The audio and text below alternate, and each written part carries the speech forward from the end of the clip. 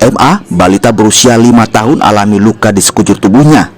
Luka lebam di bagian tangan hingga luka bakar di bagian badan nampak jelas di bocah asal Kabupaten Goa, Sulawesi Selatan ini. MA diduga kuat jadi korban penganiayaan yang dilakukan rekan ibunya sendiri berinisial PD. Penganiayaan terjadi saat korban dititipkan di rumah pelaku di Perumahan Pesona Barombong Indah, Kecamatan Barombong. Pelaku kemudian dilaporkan oleh warga ke polisi.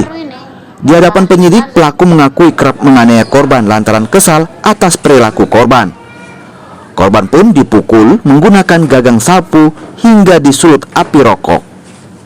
Kronologis itu berawal dari beberapa warga masyarakat yang juga tetangga korban di perumahan Barombong Permai, Barombong Pesona Permai, itu datang ke Polsek Barombong dengan membawa seorang anak yang menangis dan setelah diperiksa mengalami pukulan di badannya.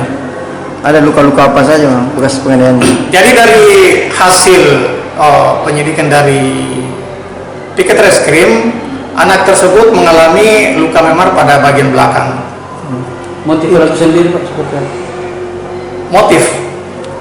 Jadi motif pelaku sendiri mungkin karena jengkel terhadap anak ini sehingga dia melakukan pemukulan, karena kita ketahui bersama bahwa anak ini dititip oleh ibunya sejak tahun 2022 hingga sekarang Agustus tahun 2024. Pelaku kini ditahan di unit perlindungan perempuan dan anak Polres Goa.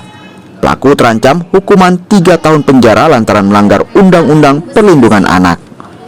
Has Amin, Kompas TV, Goa, Sulawesi Selatan.